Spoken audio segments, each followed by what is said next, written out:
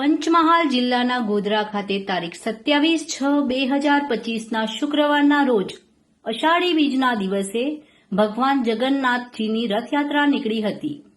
આ રથયાત્રા રણછોડજી મંદિરથી બપોરે 4 વાગે પ્રસ્થાન કરી હતી અને શહેરના વિવિધ વિસ્તારોમાં થઈ અંતિમ તબક્કામાં વિશ્વકર્મા ચોકથી પટેલવાડ, સોનીવાડ, રામજી મંદિર થઈને લક્ષ્મીનારાયણ મંદિર માર્ગે નિજ મંદિરે પરત ફરવાનું આયોજન છે।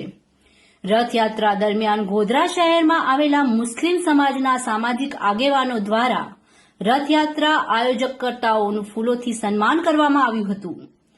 આ રથયાત્રા દરમિયાન મુસ્લિમ સમાજના આગેવાનો હાજી ઇસ્હાકભાઈ મામની, રફીકભાઈ તિજોરીવાલા, રમજાનીભાઈ જુજારા, સઈદ ખાન પઠાણ, રૂહુલ અમીનભાઈ મેદા, ઇદ્રીસભાઈ દરગાહી, હાજી અલ્તાફભાઈ હયાત, અસલમભાઈ દુર્વેશ, મહેબૂબભાઈ શહેરિયા, યુસુફભાઈ છકડા, ઇમ્તિયાઝભાઈ પઠાણ, શોકતભાઈ ચાણકી, રશીદ ખાન પઠાણ વગેરે હાજરી રહી ફૂલહારથી સન્માન કરી હિન્દુ મુસ્લિમ એકતાનું શ્રેષ્ઠ ઉદાહરણ પૂરું પાડ્યું હતું।